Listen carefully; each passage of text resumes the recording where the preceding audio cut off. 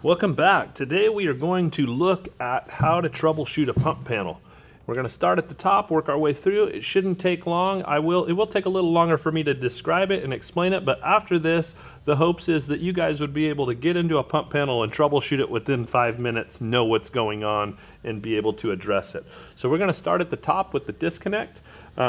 When you get to a job, usually your disconnect's always on, right? So we want to immediately shut that off. Pump's not running in auto or hand, we want to shut power off. So we do that.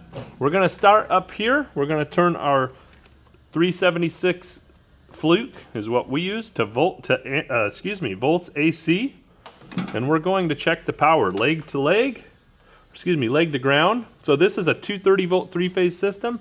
We're going to get 120 on the first leg, 120 on the second leg, 240 on the third leg is how we wire them. It'd be black, blue, red. We always like the stinger on the end. Now, if you're out in the wild, you'll find that stinger anywhere. Be careful, beware of that.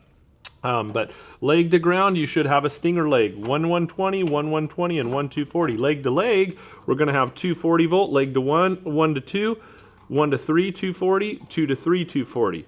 Now we are looking at the disconnect mechanism for any heat evidence, anything that looks anodized blue like it got hot. All of this aluminum should look brand new. It shouldn't be discolored. It could be discolored from like just standard oxidization, but if it's discolored from what looks or appears to be heat, then we want to address that issue or at least take it into consideration.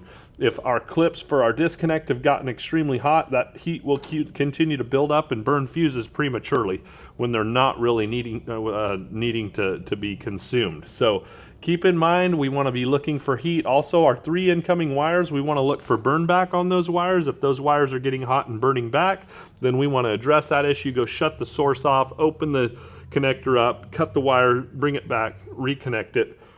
Make sure our incoming wire is suitable and adequate for the voltage and the amps we are running, the motor we're running.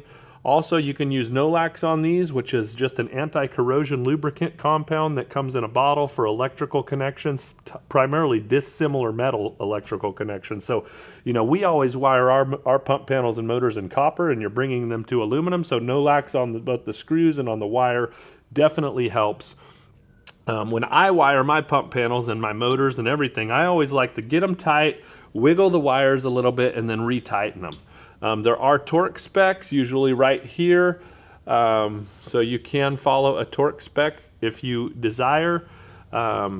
We really don't in our industry. We just kind of get them tight. So nothing against anybody who torques. I think it's really the right thing to do. If you're trying to be excellent. So moving on, we're going to go to ohms on our ohm meter right here, the little horseshoe with the little sound, and we are going to first test our ohm meter, make sure it works. Yes, it does. And we're going to ohm those fuses. So hey, that one's good.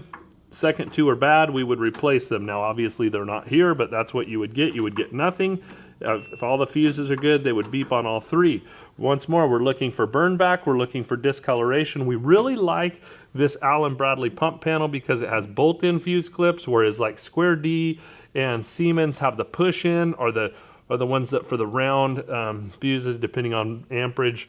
And those can get hot and cold, thermal expansion and contraction, and over time get really loose. So if you don't have a bolt-in fuse clip, you want to just make sure that that fuse is tight in there. It doesn't pull in and out easy. If it's a round one, it doesn't twist in there. If it is, then you want to consider changing those, because if you're getting those fuses loose, then they're going to build up heat and prematurely burn.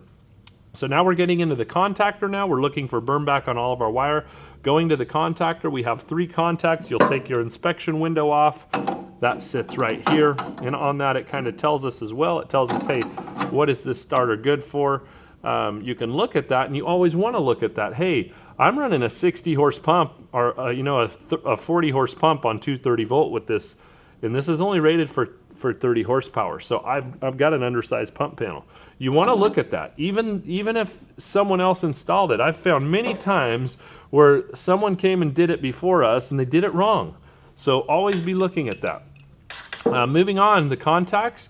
Discoloration is not a bad thing. What is a bad thing is pitting to the extreme and mushrooming. Whereas If you have a little brass punch and you hit that punch for a long time, it'll mushroom out, and in that mushrooming along the edges, the pitting is what we're looking for. But discoloration does not hurt anything. We're looking for only two things: extreme pitting and mushrooming. If you don't have that, you're good, move on. If you do, then you might need to change your contacts. So moving on into the coil, we're still on ohms. We'll stay on ohms the whole way here, by the way. We're gonna ohm out this coil. Now this is an Allen Bradley size 3 230 volt coil, and it is not beeping, but it does have a numeric value. And when I take it off, it goes to OL. So if you have a numeric value on your coil, 99 times out of 100, it's gonna be working.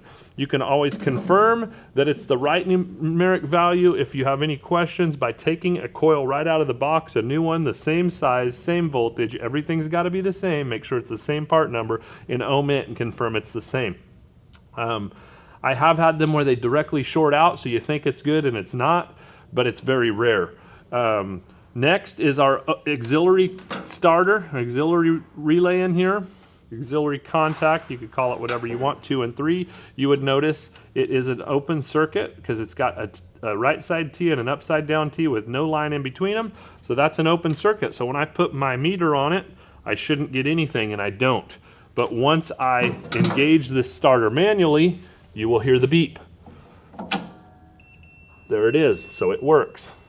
Keep in mind, sometimes these contacts are, you got to push in, you got to wiggle them to get them to work, because you know this thing, when it engages electronically, it has extreme force and it pulls in much more than our hands can typically. So you want to really play with it and make sure that you're getting it dialed in, that you know that it's not human error that's causing it to not ohm out. That comes into play with the switches too in a minute. Okay, moving on. Contactors figured out, we've checked everything. We're going into the overload relay. We have a closed circuit on 95 and 96. That's how our power gets from the starter, the top of the L1, down through 95, out 96, and back to the coil. So this circuit, 95 and 96, should be a closed circuit. And there it is, it's beeping. So yes, it's a closed circuit. If it's not closed, then you would hit your reset button and try again. And then if it still doesn't, then you would want to replace this. Now, a little note, you're going to have a customer screaming down your throat, I need this pump running, need this motor running. Okay, well you can always, if this is the case, you can take these and land them into one terminal, or you can put them in a wire nut, and you could just say, customer, give the liability to the customer. Hey, I can get this thing running while I go get a new overload relay to keep you from flooding, but that's on you. If this pump gets something in it, if this motor gets something in it, it'll burn it up. And if he says, hey, that's fine, I take the liability, go ahead. Just bypass the overload relay by taking both of these wires and putting them together, and you can still run while you're going to get your part and come back and put it in. Always make sure you set your overload relay to service factor amps. That's your amps on your motor nameplate times your service factor. So if amps are 10 and service factor is 1.25, that'd be 12.5 amps. Just quick math there, I'd do some easy numbers. Okay, coming in now, we're moving into the control switches, excuse me, and we are going to, I'm going to get in here a little closer so you can see them. Okay, so this bottom switch is what we call an HOA. To the left it's hand, center is off, right is automatic. So if we go to hand, power coming in on the bottom, we should have a circuit here going up to the hand switch. Here as well, then over here on 2. And we do, all the way through. So that means this switch is working. Now if I go to off, watch, you won't have power there. You won't have a circuit there. See, there's no circuit. That's because the switch is working. If I go to hand, you won't have a circuit there either. But you would have it over, or auto, excuse me. If I go to auto, you won't have a circuit on hand, but you will have it here. There it is. And that goes back to what I was saying. You got to really play with these terminals, because if that auto is not getting used a lot, that terminal is going to be tarnished and you might not get a good reading. But for the sake of troubleshooting, you probably won't need to check a circuit that's not being used because it's not being used. So anyway, going back to hand, I've got power here, I've got a circuit there.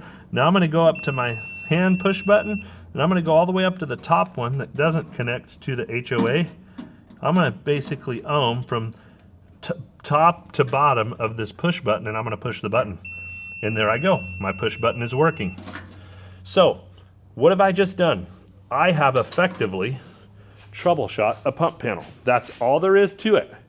Now, you're going to find something along the way that might throw a loop for you, but if you follow these practices, 9 times out of 10, you've got your pump panel figured out. You're going to run into, like, a Cutler hammer has a breaker and some fuses for the control circuitry. It's a whole nother thing. We don't use those ones. You're going to find breakers that are installed in place of fuses. Same thing, just make sure they're passing power through. Make sure when you turn them on, you check your voltage at the top of the starter with your selector switch off, and you have good voltage. You're going to run into some weird power out there from old PG&E services that are going to throw you for a loop. Sometimes leg to ground, you don't get what I'm telling you, you will typically, but you will get leg to leg power. Old open delta pump transformers. But nonetheless, that's how you troubleshoot a pump panel. We'll get into automation, auto, right? HOA, auto. Auto is automation, right? So we'll get into automation another time, another one. We can talk about pressure switches. We can talk about float switches. We can talk about automation from a smart relay, a bunch of neat stuff, timing relays, on-off delays. We do all of that stuff in the pump industry, believe it or not. We get very intricate with our telemetry and controls. So anyway, that's how you troubleshoot a pump panel. I hope this helps. Have a wonderful day.